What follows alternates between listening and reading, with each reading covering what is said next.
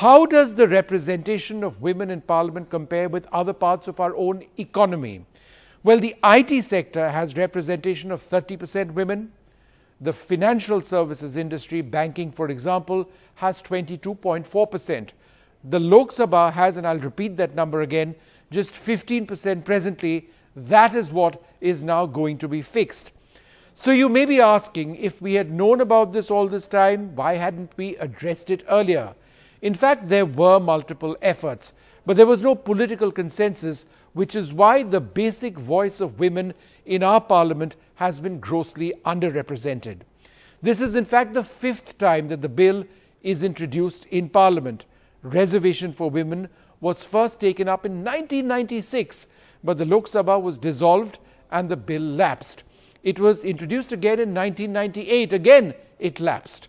In 1999, the bill was not considered in the Lok Sabha, and you guessed it, it lapsed. While in 2008, the bill was introduced and passed by the Rajya Sabha, which is where it was introduced, but that lapsed as well in the absence of a Lok Sabha vote. So what were the political parties which have historically opposed women's reservation in India?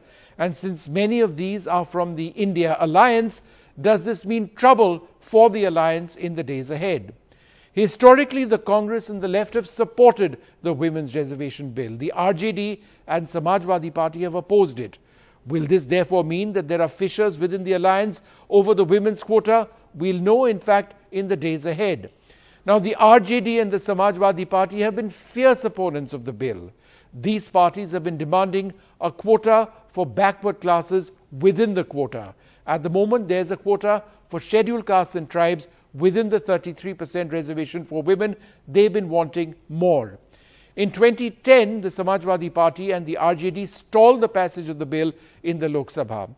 Again in 2010, the Samajwadi Party and the RJD in fact withdrew support from the UPA over the same bill, which is why the question now being asked, can the India Alliance frame a collective position? Because this is going to be really key in the run-up to the elections.